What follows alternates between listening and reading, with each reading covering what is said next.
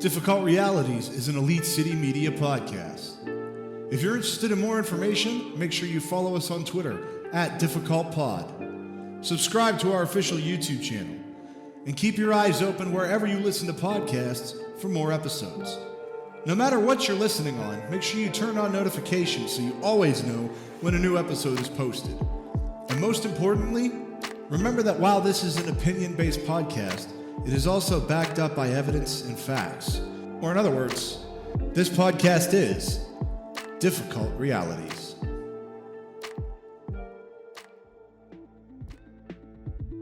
Welcome, ladies and gentlemen. Episode 2 of Difficult Realities, a podcast on the state of the United States. I am your host, Swerve. Joining me today, once again, is first and foremost Spittin'. Hello? Yep. And joining us, second and foremost, it is Yeti. Howdy. Ladies and gentlemen, we want to thank you for tuning in today, and we want to thank everybody who tuned in to our debut episode, which you can listen to in its full length on our official YouTube channel right now. That's just YouTube/Difficult Realities. Make sure you get on our official Twitter account, twitter.com/difficultpod. I am glad to see that we got some pretty good and immediate feedback on that first album. Thank you, gentlemen, for sharing it around and getting your loyal followers to listen into it.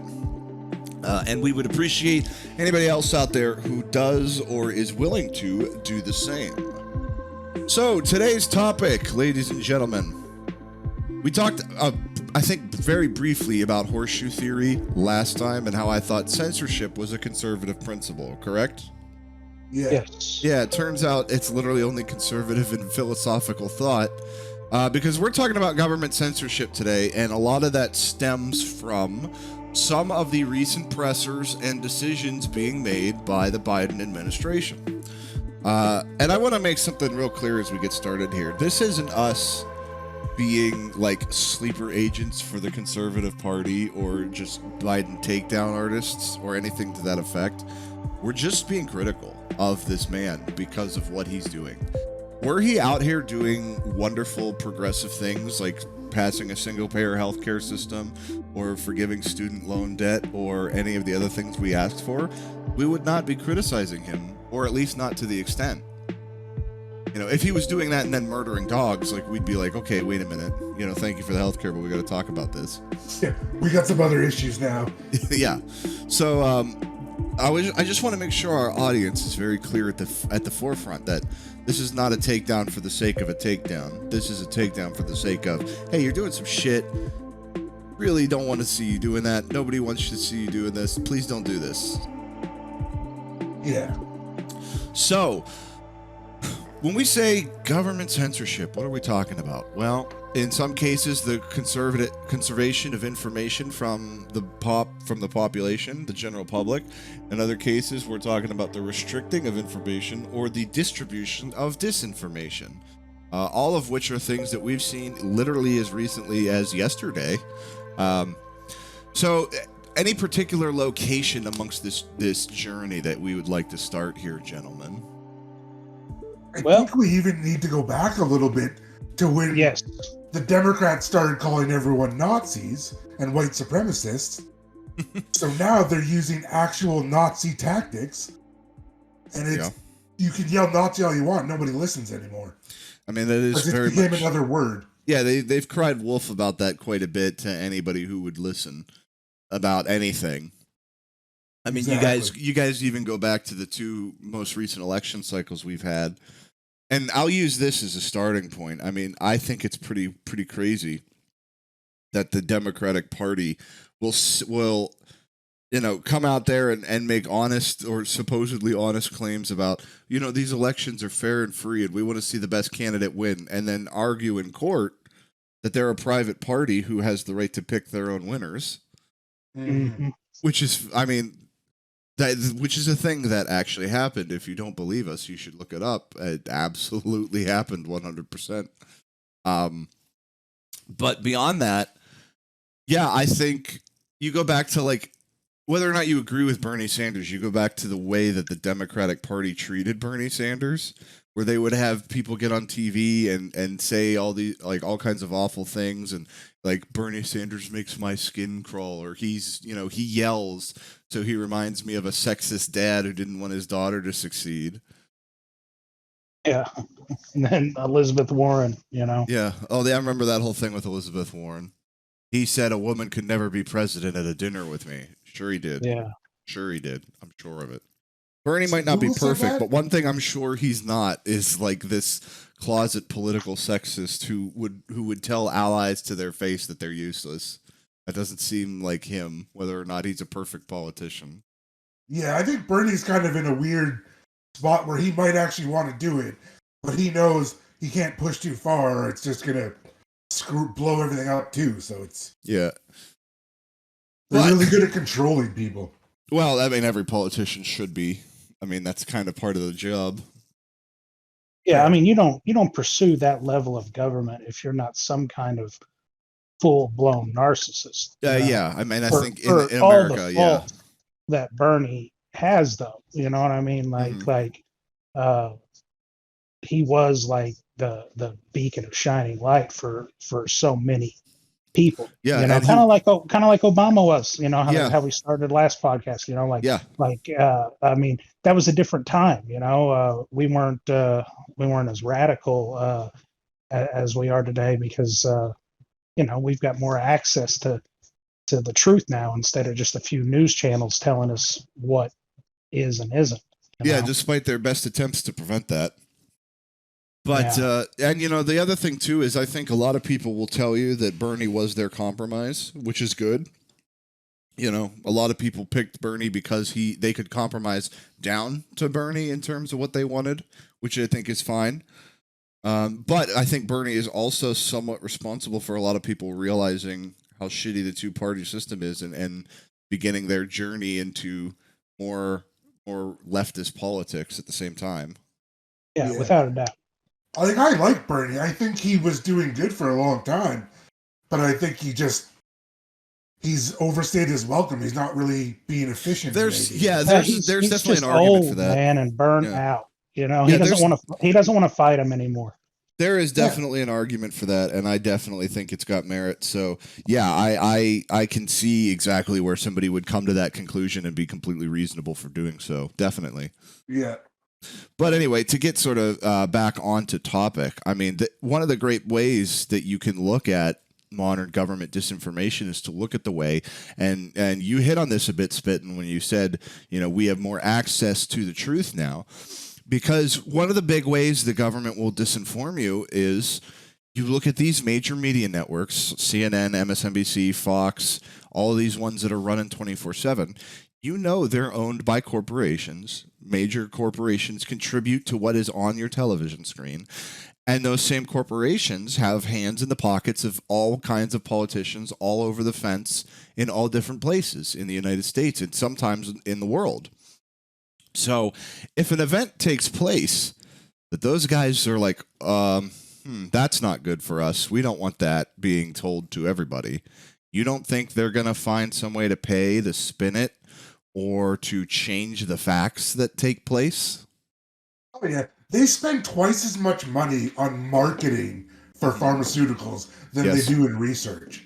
Yeah, I mean, that's true. It's $2 billion versus $4 billion. You literally cannot turn on the television without seeing advertisements for medicine. I mean, you literally cannot do it. And I don't know if you guys, I'm sure Yeti to an extent is more aware of this than others, but a lot of people don't realize out there that the rest of the world is not like that. Like, if you go to Australia and you turn on your TV, there are not, like, thousands of advertisements for pills on the television. No, there's not even a whole lot in Canada. And that's what I'm saying. I do get a lot of American TV. So. Yeah. So, I mean, that's a real cultural phenomena that we created for ourselves, that medicine on television is like this beacon. Well, do you remember when Viagra and Cialis came out? It was like every second commercial was some dude jumping over a white picket fence. Yep, this is Smiling Bob and... yeah. The lady and the man in the bathtubs on the hillside. Well, and I know this has nothing to do with censorship, but I'm a recovering drug addict, and so it's something that I hold very near and dear to my heart. Yeah. And I like to advocate for it any time that I can. And like a lot of people don't realize that there is no opioid crisis other than here, pretty much. We have 4% of the Earth's population and 85% of the pain pill intake. Yeah. And I think that is completely just that's allowed to happen because these corporations and big pharma in the pockets of big government that it's allowed to happen. Our biggest drug dealers aren't in prison. They're sitting in mansions. Yeah. And I would say, even to take it a step further, I don't think it's even that it's just allowed to happen. I think it's by design. I mean, I 100% think it's by design. You think about it, they keep drugs. A large part of the reason they criminalized drugs in the first place was literally only a response to xenophobia. The main reason they criminalized marijuana back in the day, other than its use as a hemp product, was because a lot of people coming from Mexico were coming up to the United States in the 20s and 30s, and the flaming xenophobic articles in the news at the time were saying things like marijuana makes Mexicans kill people. So there was a huge culture around, well, if you smoke marijuana, you will end up like a murderous Mexican. They criminalized cocaine and crack after they brought it in to the country on government planes and distributed it from government agents so that they could keep a certain population in prison. And people to this day will tell you that you're a conspiracy theorist for saying that. When we have the evidence that it happened. The movies, the evidence, everything. Oh, yeah, that's what I was going to say. Like, Netflix has, like, the Cocaine Cowboys. Yeah. And I take it you guys know who John Ehrlichman was, right? No, I don't recognize the name, actually. All right. So, Yeti, I would expect you to know it less. But John Ehrlichman, and if you guys don't believe me, everybody who hears this needs to look this up when you're done listening, or look it up while I'm saying this. He was an advisor to President Nixon. He was part of the Nixon team. I can't remember his official position in the cabinet, but he was like a behind-the-scenes guy. And he was one of the names responsible for creating the war on drugs under the Nixon administration. And there's this quote from him, which escaped into the public zeitgeist, where he gets basically in front of a hot mic and says, we knew that if we associated the marijuana with the hippies and cocaine and crack with the African American community, we could raid their homes, break up their meetings, arrest their leaders, and vilify them on the evening news every night. Did we know we were lying about the drugs? Of course we did. Yeah, that's a direct quote. Do it too. Yeah, I kind of want to. I'm going to pull it up while you guys are talking so that I can read it accurately, so that people know I'm not bullshitting. Yeah. Yeah, it seems like you got it pretty down, though. It's pretty. I know how I just said it was pretty close, but I want to make sure that I'm absolutely right about this. Is this the guy that arranged Elvis to come in and get the badge and all that shit? You know what I'm talking about? Maybe. Like Elvis and Nixon. Elvis and Nixon, they made Elvis like a federal agent or something, like for narcotics or something. I think I saw it on Netflix. I don't know. So, fun fact about Elvis, his middle name is misspelled on his tombstone for legal reasons, apparently. For legal reasons? What was it, copyright or something? I have no idea. I used to be a huge Elvis fan. Really? So I used to read up on him all the time. So here's the full quote. The Nixon campaign in 1968 and the Nixon White House after that had two enemies, the anti-war left and black people. You understand what I'm saying? We knew we couldn't make it illegal to be either against the war or black, but by getting the public to associate the hippies with marijuana and the blacks with heroin, and then criminalizing both heavily, we could disrupt those communities. We could arrest their leaders, raid their homes, break up their meetings, and vilify them night after night on the evening news. Did we know we were lying about the drugs? Of course we did. Yeah, I think they're playing a lot longer game than we might give them credit for sometimes. Yeah, sometimes I think they are. And I think like the Elvis thing I'm talking about, and I think that's like, I think that was supposed to get all the white people that loved Elvis back then, on board. Like, I mean, it makes sense. Elvis says no to drugs. Search that up real quick, sort of like Elvis, Richard Nixon. Yeah. And I mean, would it really shock you? I mean, to kind of shift back into disinformation here, because that's kind of what the reason we brought all this up is to reference how government creates disinformation. Is it really a shock with the celebrity culture that we've created where literally people will vote for a candidate because Kanye says he likes him? Are we really shocked that the government would try to do something like that? Well, even if you like that rock the vote bullshit when I was a kid. Mm-hmm. I remember that. Vote or die. Yeah. Well, I'll tell you this. The first thing that I found is that they made a movie about what you're talking about. Yeah, okay. Elvis and Nixon in 2016 is an American comedy drama film. It stars Michael Shannon as singer Elvis Presley and Kevin Spacey as President Richard Nixon. Wow. That's wow. That man can't do anything but horrible people. Holy fuck. That I wasn't expecting. The funny thing about Nixon. I'm looking at pictures real quick of Elvis and Nixon shaking hands. So, I mean, obviously, what you're talking about definitely is historically contextually relevant. Yeah. Yeah, I'm just not as good as remembering the exact specifics. We're gonna have to do a movie night, I think, guys. Apparently, Johnny Knoxville is in this movie too. Oh. So, wow.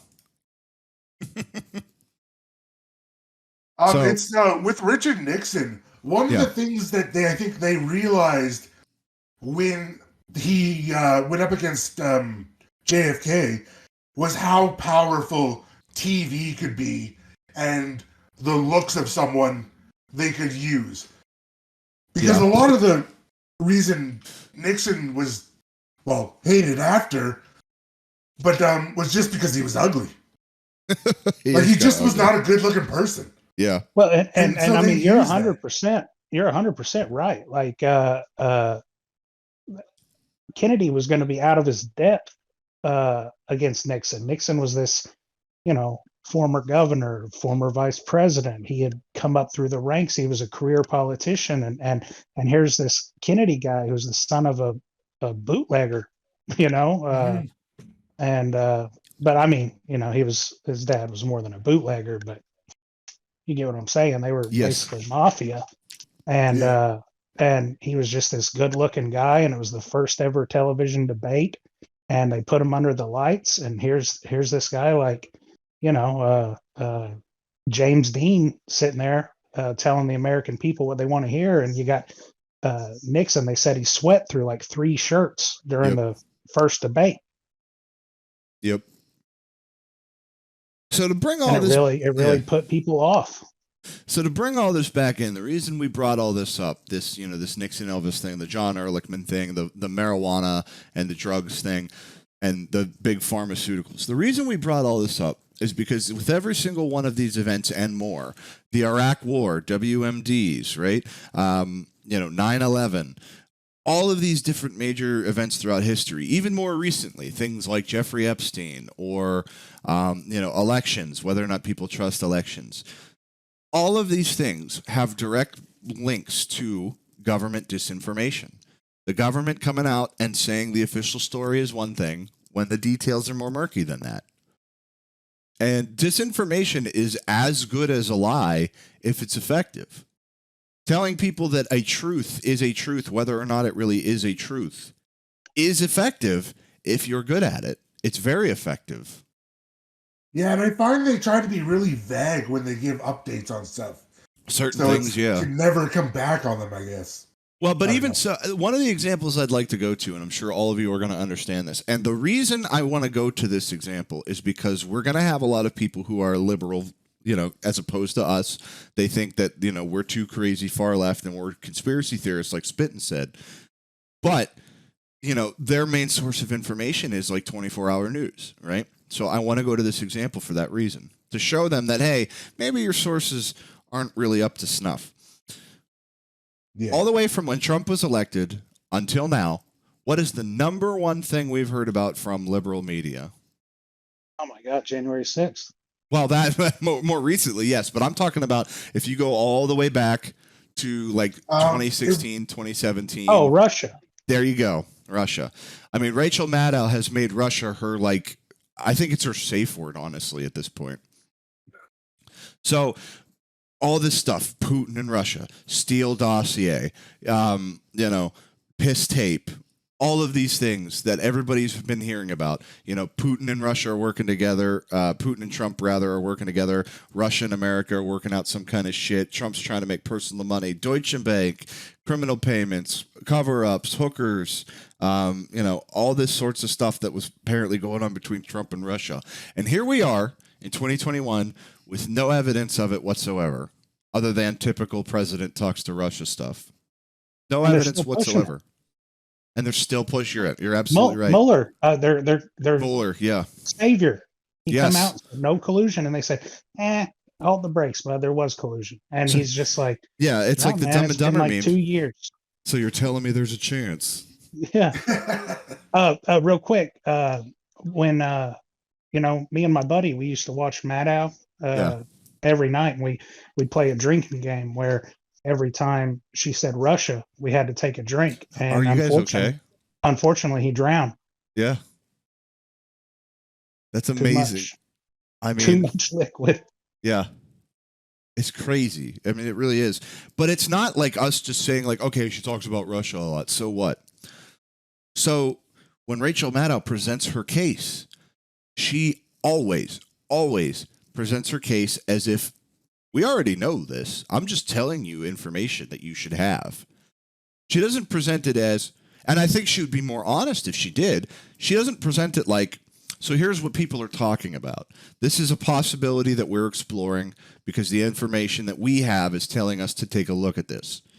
That's one thing, to say like, hey, people are talking about this, but we really don't know where it stands. It's just a conversation that we're having. We're going to see where it goes. The way she presents her show at all times is, hey, wake up, America. Russia is literally playing with your balls from behind right now, and you don't realize it. Like, you better be ready, because our president is a treasonous, fascist, government agent placed here by Putin to dismantle us from the inside. And I'm going to tell you about it every night at 9 p.m. for 4 years. You saw just here recently that she had that lawsuit against OAN, right? Oh, yeah. And now, do you want to give the details for the sake of our audience who might not be aware of it? I'm not 100% sure what the lawsuit Let me pull it up then while you're talking.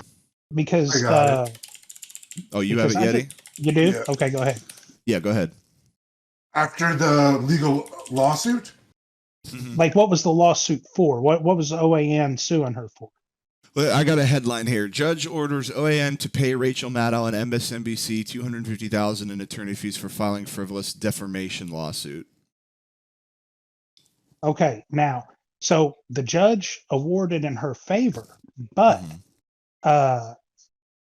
in order to do that, her lawyers had to admit that what she does every night is not the news. Yeah. It's entertainment. Yeah, and I think I've heard the quote, like, nobody who watches my show should expect that they should not take her seriously or something to that effect. Yeah. It's the same thing Tucker Carlson did. It's like the WWE of news. Yeah. I mean, that's a really great comparison, honestly.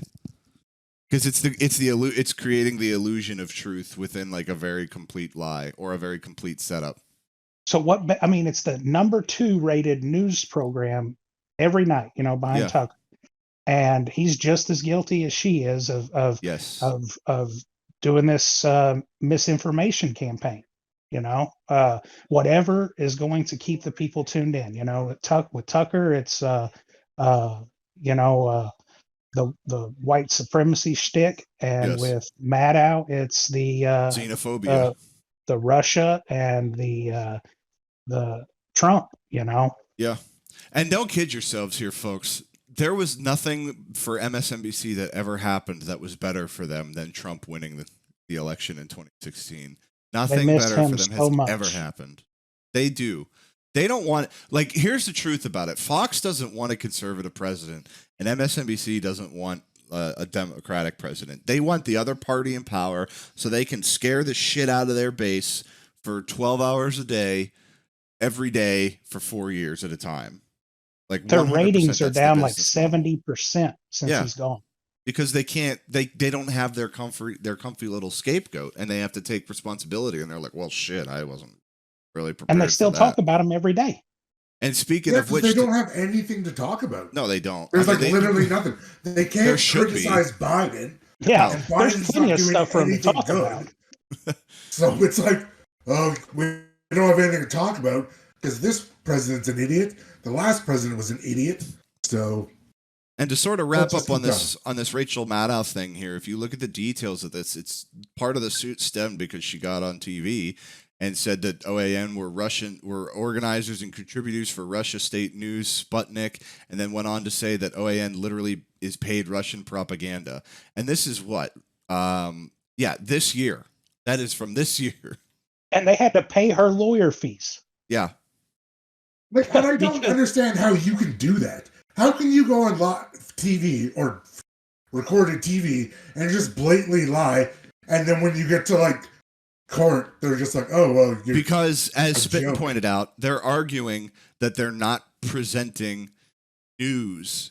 They're not being like. Here's another article. This one talks about what you're talking about, Yeti. It's the quote. No, and I understand that. Yeah, but for most people, we tune into like CNN, we assume they're news, and that's what they always tell us, right? They depend on that assumption. They need you to be that way because then, like Rachel says here, I'm not a real journalist. Defense prevails in court. In the same way that the WWE can get on television and have one of their big hulky fucking steroid boys say, "Hey man, on Sunday night, I'm going to kill you. I'm going to destroy you. I'm going to break you and throw you around," because we all know you can't just go out in the street and solve your problems like that or you're going to go to jail. We all know that. In the same way that the WWE promotes their disinformation, their lies about what you're watching on TV, and I say that as a wrestling fan, in the same way that they do that, the 24-hour news networks are not doing journalism. They're doing spin, and they're doing, if anything, they're doing yellow journalism, and they're doing spin, because you can say any fuck thing you want on national television if you classify it as an opinion. That's why when they have these big stories that come up, like like Sandy Hook or, the Vegas shooting.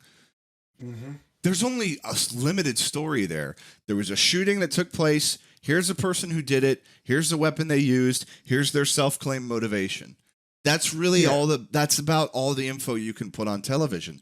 But they got a 45-minute show to fill. So they bring on this guy who's wrote this book, this guy who's wrote this article, and they say, give us your opinion on it. And then they bring on some guy from the opposition so they can clown that opinion. Don't take it seriously. Clown that opinion. And then they fill their 45 minutes with opinion. So when you're watching, you go out into the public and recite that opinion as if it's fact. I mean, you think about how many people you know in your life who cannot argue. Like, they cannot present a good point and back it up without either an argument from ignorance fallacy or a no true Scotsman fallacy or, an ad hominem. They just don't understand because they don't have the tools. The 24-hour media depends on you being dumb enough to recite opinion as fact. Oh, yeah. Because their corporate big daddies want you out there wasting your time arguing over stupid, minutious bullshit that doesn't progress anything. They want you out there with your Trump neighbor or your Biden neighbor arguing back and forth about whether or not Venezuela is a successful country, so that you don't notice when they take all of your fucking money and reinvest it into fucking wartime stocks so they can make their own profits like 10 times what they were last week. Yeah. I think that's one of the things that's going to happen if the States ever gets to war. People are going to be like, oh, they were clearly not spending that money on anything useful. Well, you know, a lot of the lies that they tell to get into some older wars, like the WMDs in Iraq and shit, and even like I love this one because they're not going to be able to do that in the future. And we have a real-time example of that right now between the Israel and Palestine situation that's heated up lately. I'll say it like that. Yeah. What I love is that and this is a great example too, actually, because this is both disinformation and lying on television and trying to censor the truth. They would get on television and say that Palestinian terrorists have destroyed certain buildings in Israel, right? Like, this building is gone. It was an important building. It was like a hospital or an orphanage or something like that, and now it's gone. Or it was a radio broadcast station, and it's destroyed by Palestine, right? Okay. You can get on Snapchat and get on the Snap Map and go to different places around the world and look at the stories of people who've posted like, hey, I'm in Gaza. Here's a picture of what's going on. Hey, I'm in the UAE. Here's a picture of what's going on. I'm in Australia. Here's a picture of what's going on. So people, as soon as those stories were breaking that Palestine was bombing and destroying these buildings, people went on the Snap Map. They went to Israel and they went into the Snap Map and people are like, that building's right here. It's still there, bro. It's like, here's a picture of it. Here's a picture of that building still being there. And we're like, I like that. And then those people are called anti-Semites. Yeah, because this building's still standing, right? Like, and then, no, you're lying. Why do you hate Jews? What? And you guys, like, people need to realize we're going to be able to do this with all sorts of things. Like, hypothetically, let's say tomorrow, they started spreading the news that we got, North Korea attacked, the United Kingdom, right? Let's say they're trying to say they blew up Parliament, right, with a nuke, all right? Yeah. And then people on Snapchat are like, hey, Big Ben's right behind me, Or people are going to be on Twitter in, like, the UK, like, nah, dude, North Korea didn't do shit. Like, don't hate them. They didn't do anything. Yeah. Actually, North Korea and South Korea just signed a new pact, I believe. Mm-hmm. I don't have info on together. That, But to stick with the like Israel Palestine, because this is a really great example of how the government will and can lie to you. I mean, you think about this. I know you guys have been in on the Israel Palestine conversations, especially on social media, because I believe I've seen at least Spit, and I believe I've seen you in a few. Correct me if I'm wrong. No. Yeah. I'm not an expert by no means. And none of us are experts, and that's the difference. Is we'll tell you that instead of just lying to you. Like, we're working with the info we got, which is what most people do, whether or not they want to admit it.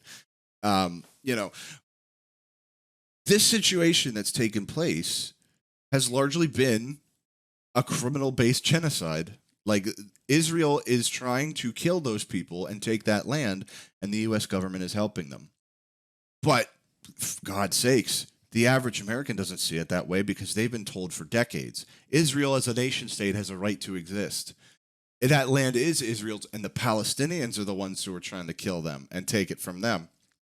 And Israel gets U.S.-backed missile defense systems and U.S. troop training and military supplies and weapon sales and, all sorts of things. I know for a fact the U.S. government sells Israel to weapons because, unfortunately, at a recent point in my past, I was making them.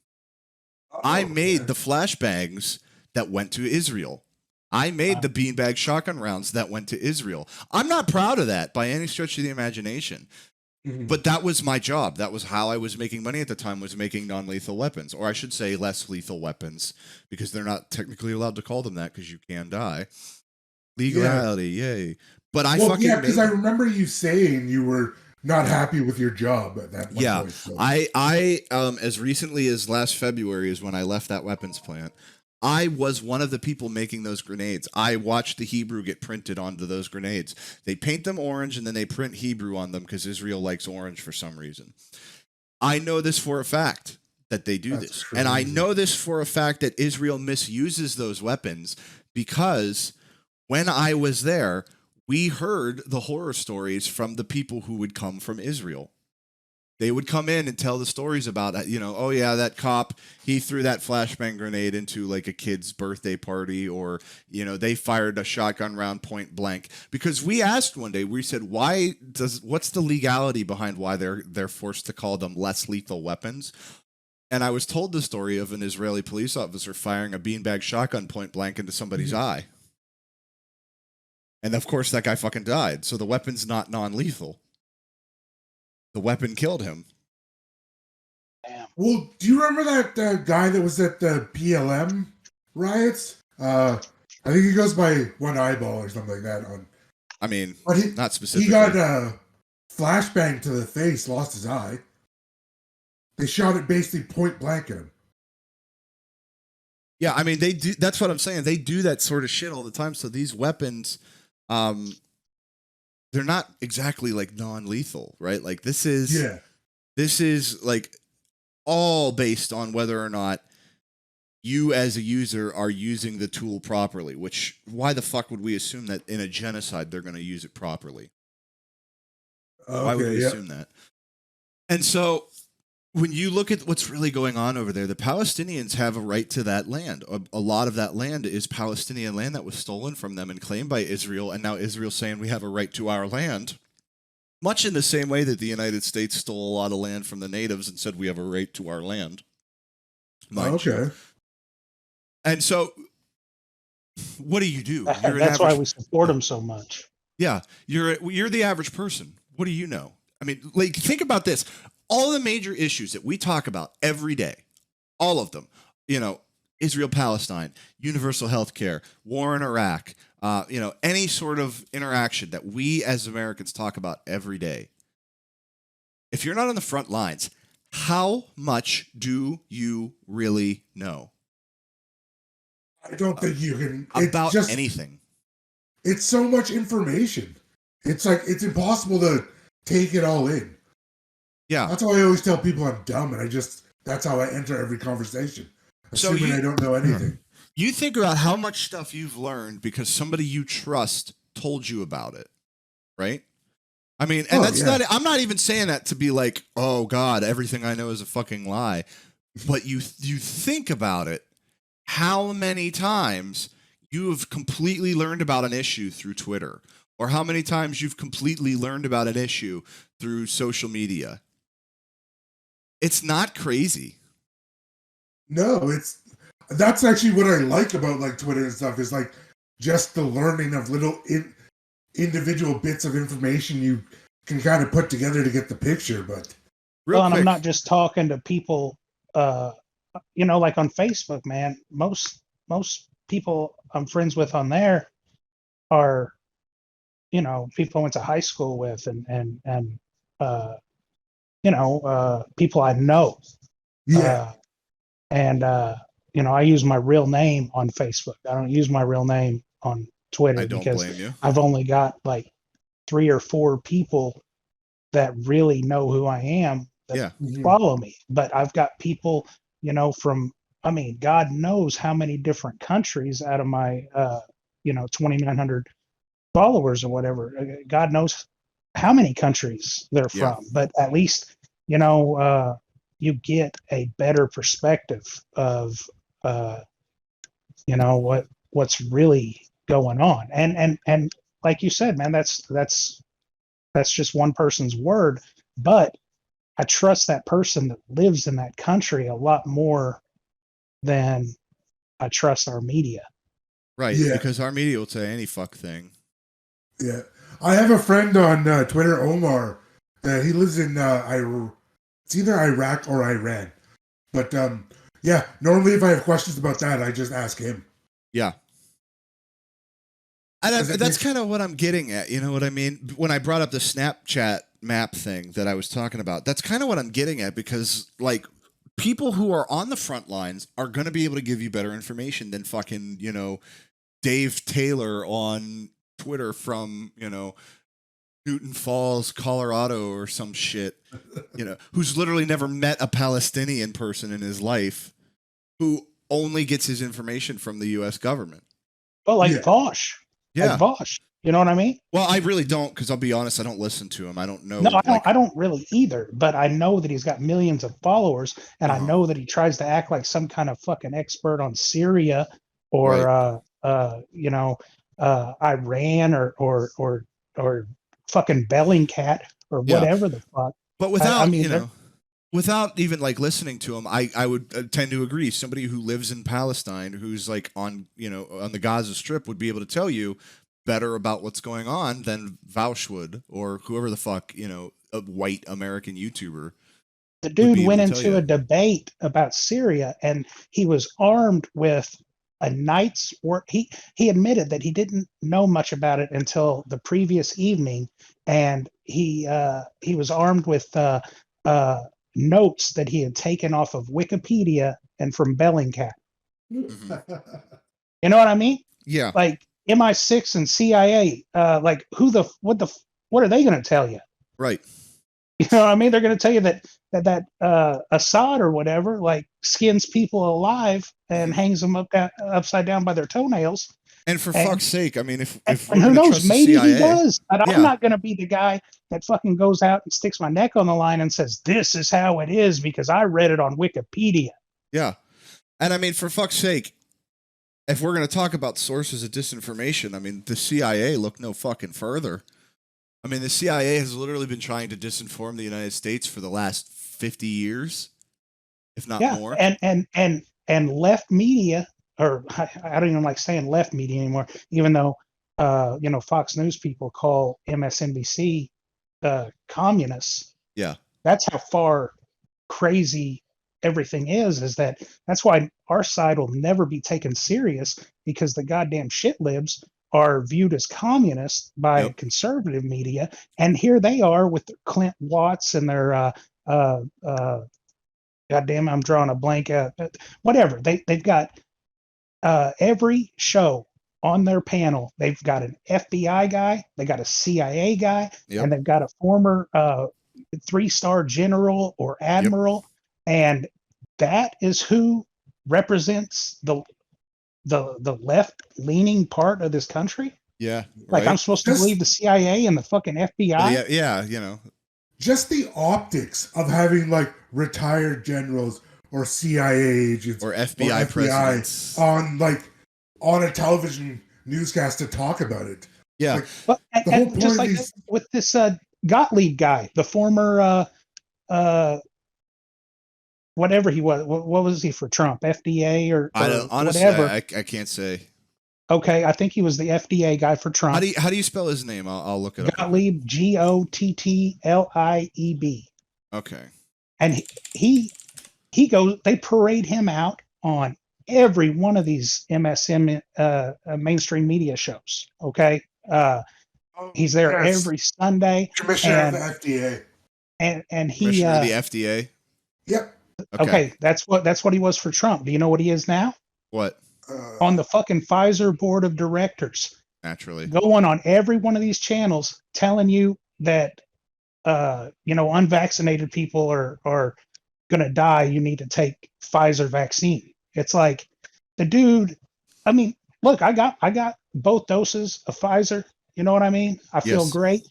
But so he worked. I mean, this guy is getting paid by the company that made the vaccine to go out and tell people to take it, and we're supposed to trust him. So he worked for the FDA from 2003 to 2007, worked private sector from 2007 to 2017. He was the FDA commissioner from 2017 to 2019, and then back to the private sector. Right. Yeah. That's weird that you come from the private sector right to the commissioner, and then 2 years later bail again. Back into the private sector. You've done what you've needed to do to make your own money. Yeah. Well, that's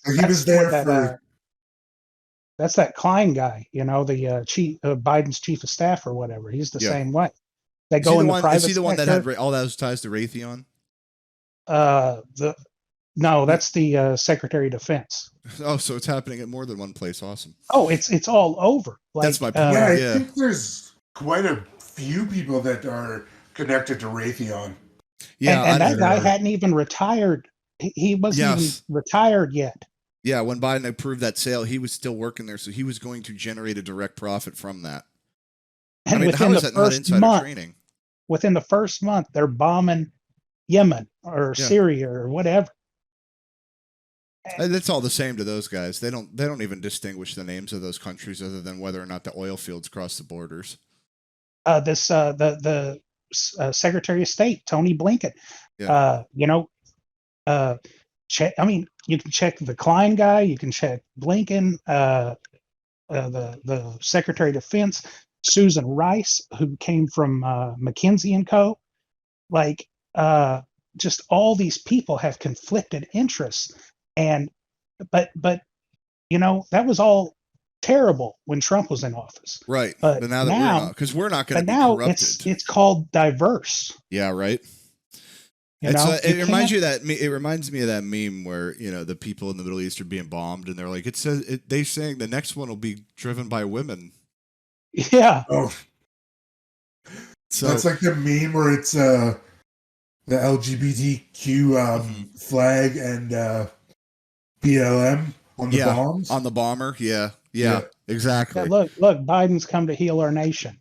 Well, you know what they say, if your whole body's a wound, you might as well be healed. So I was looking up that Gottilieb guy, and there's an article that he says the Delta-driven COVID spike should peak in 3 weeks in the States. And what does he know? Yeah. Probably nothing. He's just going off the UK pattern. He knows that Pfizer's going to cut him a bigger check if they order more vaccines. Oh, yeah. They already started saying you're going to need like a 6-month booster. Of course. It's like... you would make profit from a one-time shot. I put out a tweet a week or so ago that was...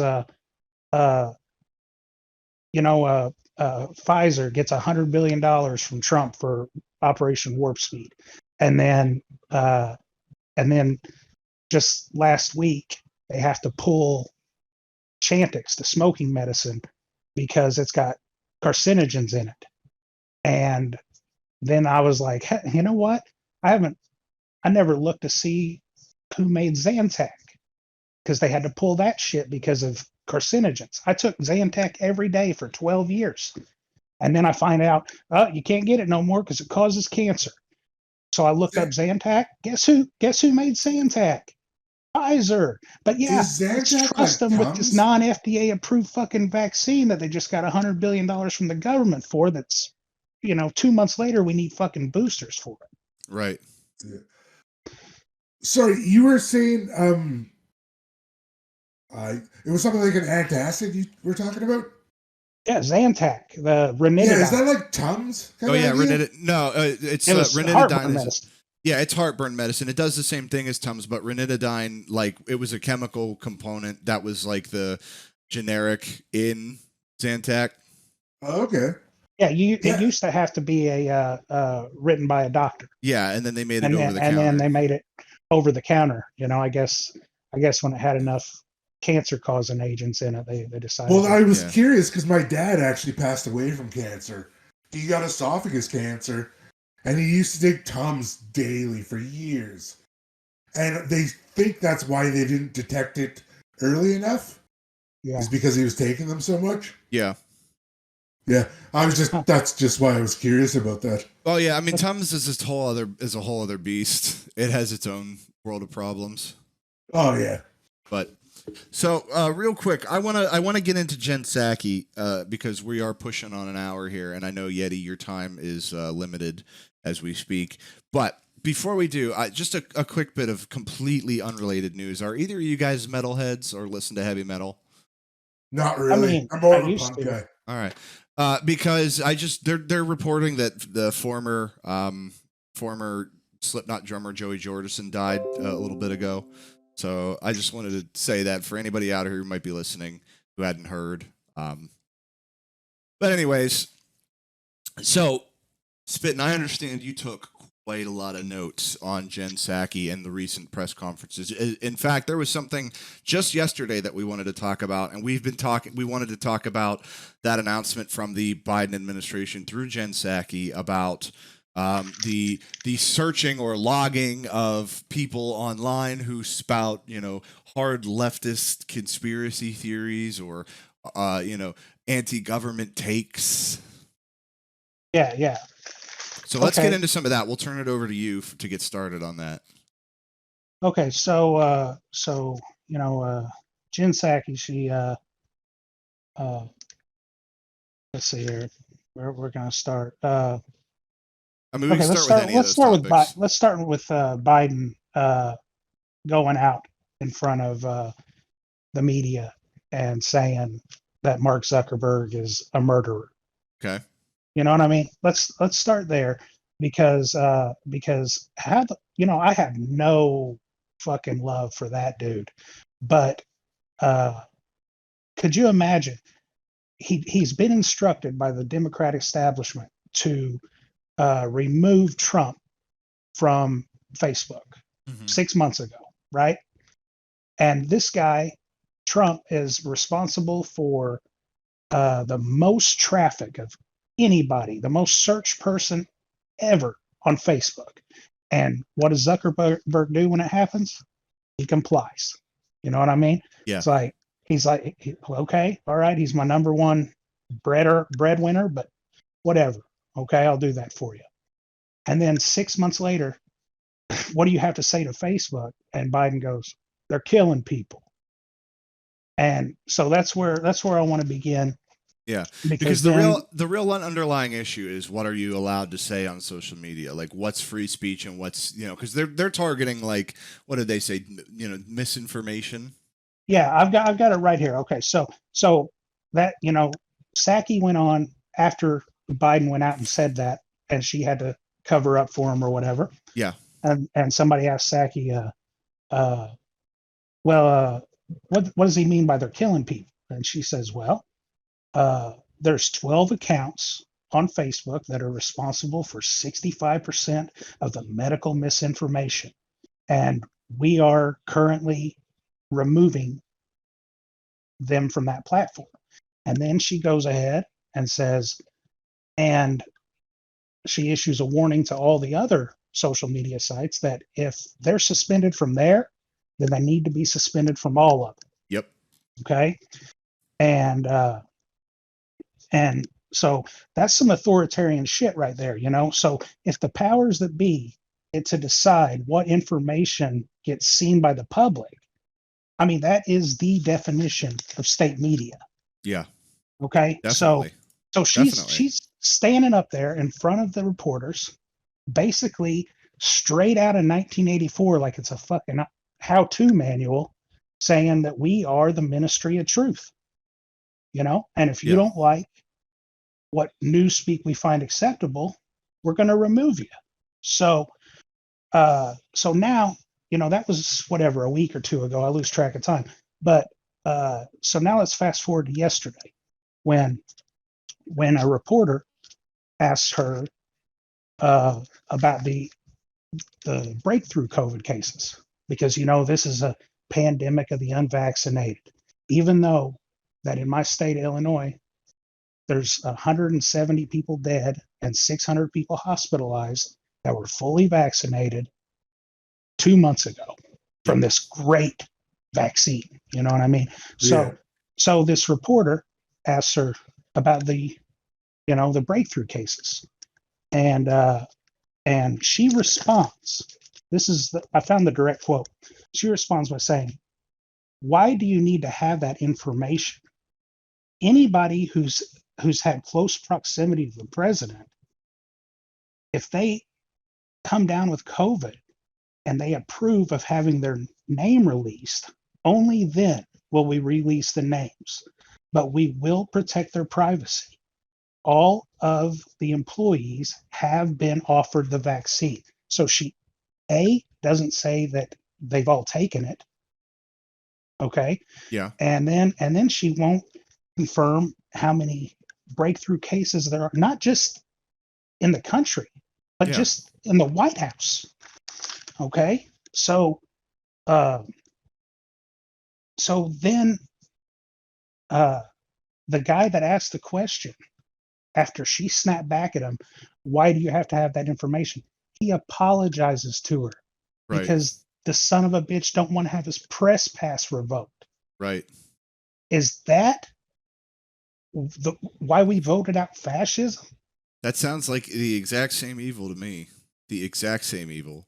Saying she's a redhead instead of a blonde, and that Kayleigh McEnany. You know what I mean?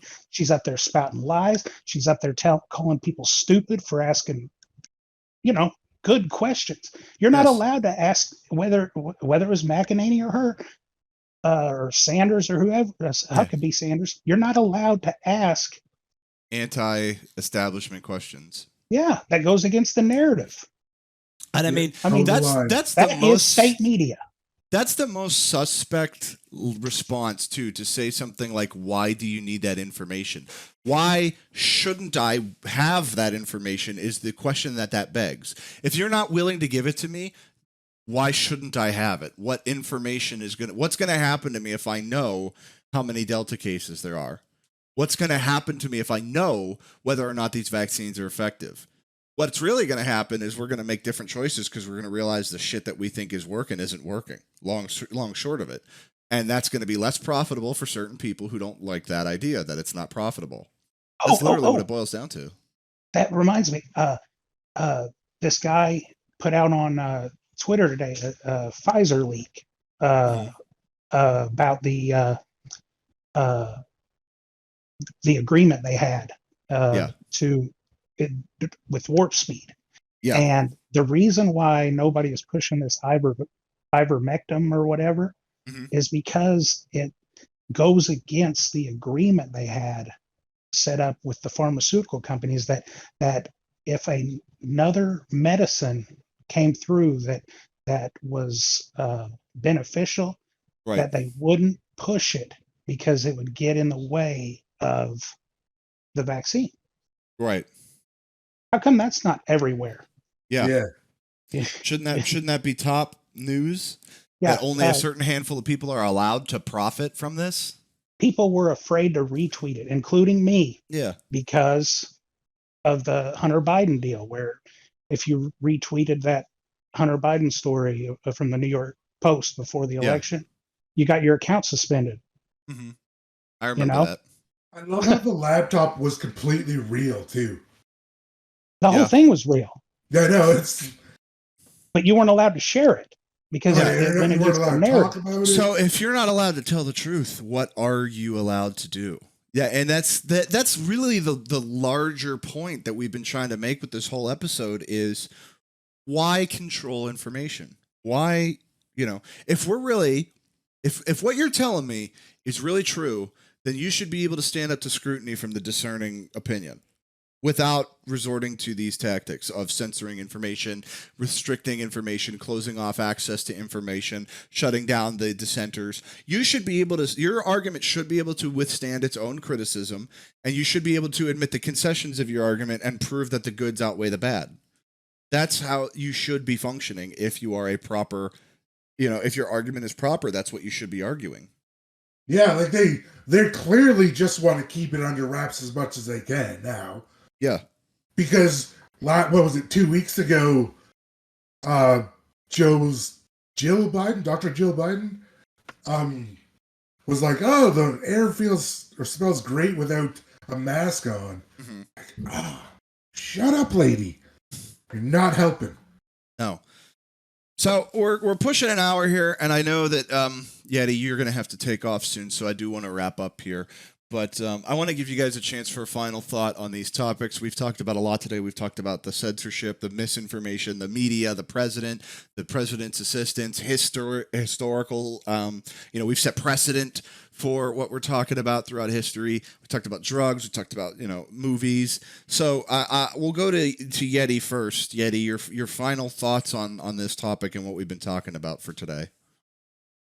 I'm generally worried or genuinely worried. Yeah. Because we're heading down the exact same route that Nazi Germany went down when they decided to go after the Jewish people. Right? Like they're doing the exact same things. They're cutting down the information, they're censoring people, they're silencing people if they get into it too much. Like, this is the road they're going down. I don't think they're going to try and kill anyone off, but... Well, it wouldn't be the first time America put people in camps. Yeah, well... And oddly enough, Alex Jones was pretty big on that about 12 years ago, I think. Yeah.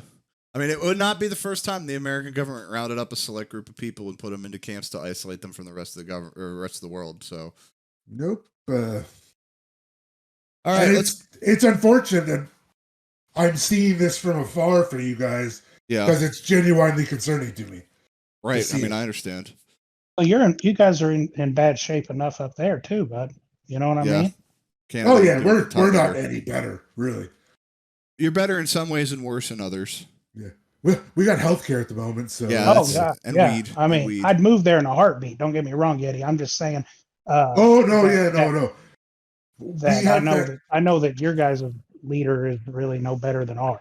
No, Trudeau's an idiot. Largely, and he's a rich kid that just came from a rich family. Yeah, no worldly experience. Nope, none at all. All right, let's go over to Spittin' for his final thoughts on this. Yeah, I right before the election, Obama said that the internet is the greatest threat to our democracy. Yeah, I remember that. Those articles are still circling, I think. Oh, I've got them screenshotted, just in case they ever go away. Yeah. But, that was right before the election. And make no mistake that it coincides with the Hunter Biden stuff. It coincides with Obama not wanting you to be able to share the debacle that was the Flint water drinking story. He doesn't want you to be able to search that in his last year of office, he dropped 26,171 bombs. Right. He wants you. He wants to be remembered for playlists and mic drops and then remember NCAA brackets. Remember that he did not oppose the privatization of the internet either. He was 100% in support of that, albeit quietly. Mm-hmm. Yeah, and there's a reason. And so, for him to say that, and then like immediately after, within 2 months, the most powerful man in the world at the time. I don't like to admit that Trump was the most powerful man in the world, but he was. At that point in time when he was completely just disappeared from the internet. And instantaneously he was removed from every platform. That is them working in cahoots together. You know what I mean? Those companies were met with some type of ultimatum or some kind of promise for the future, to where they had to all remove them at the same time. And then the one company that didn't, that Parler, what happened to it?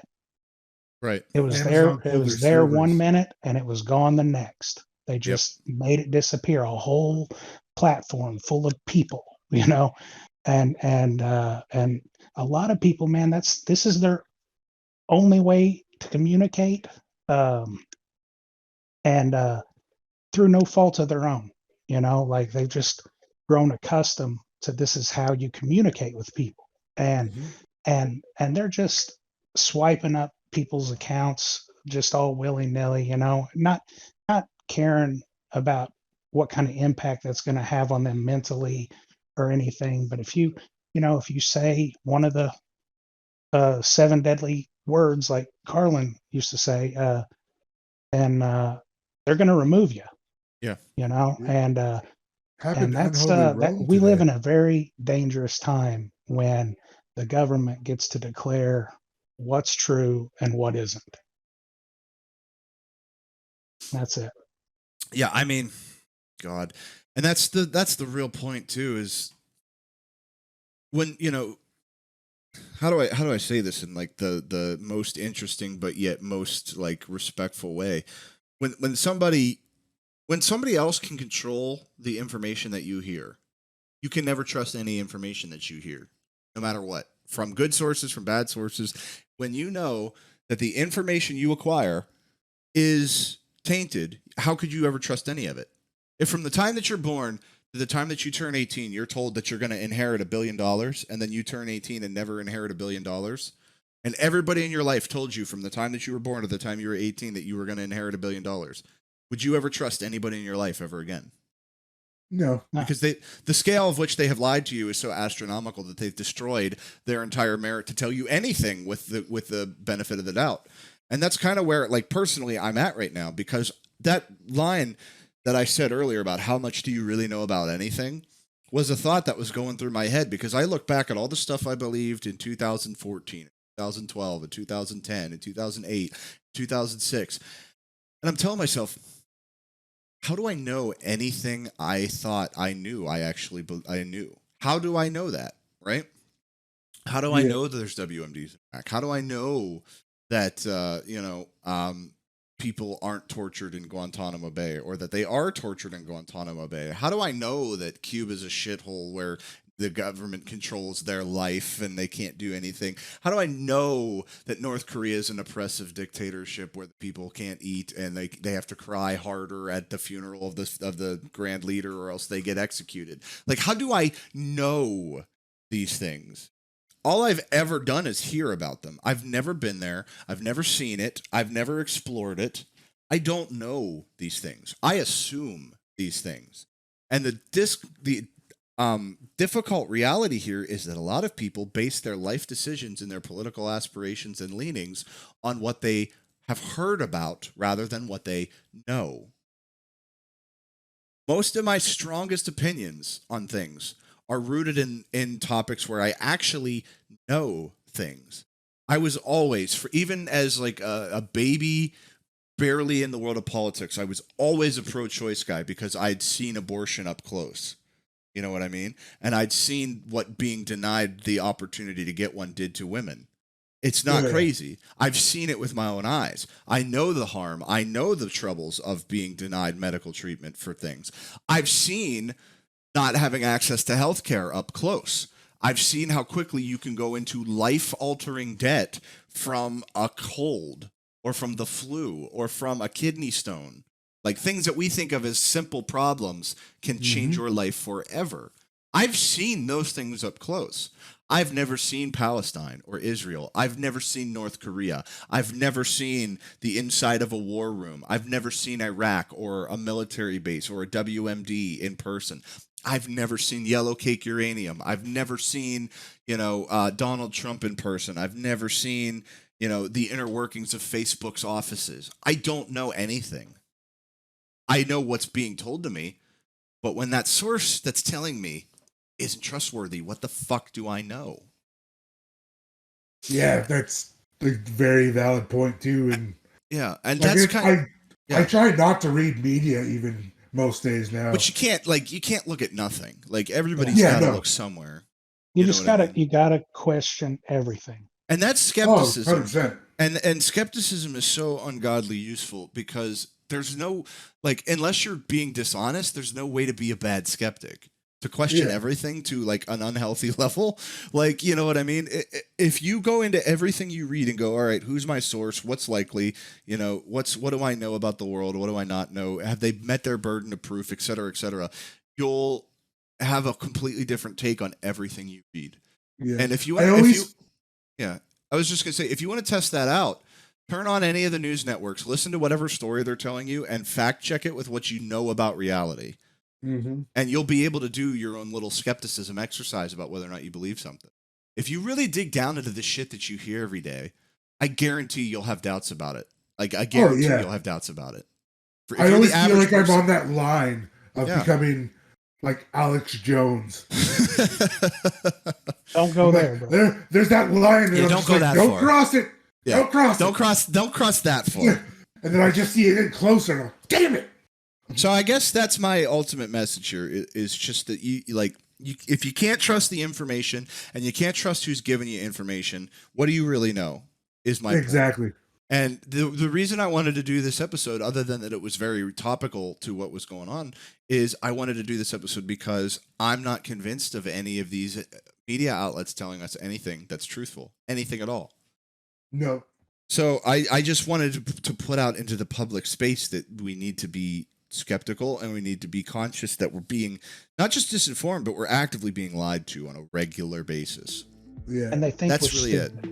I seen a good video yesterday from a doctor in Britain. He was just like going through and explaining how things work. Yeah. It was pretty cool. I'll send you guys the link. Awesome. I'll tweet it out from the channel's social media. But I know you got to get out of here, Yeti.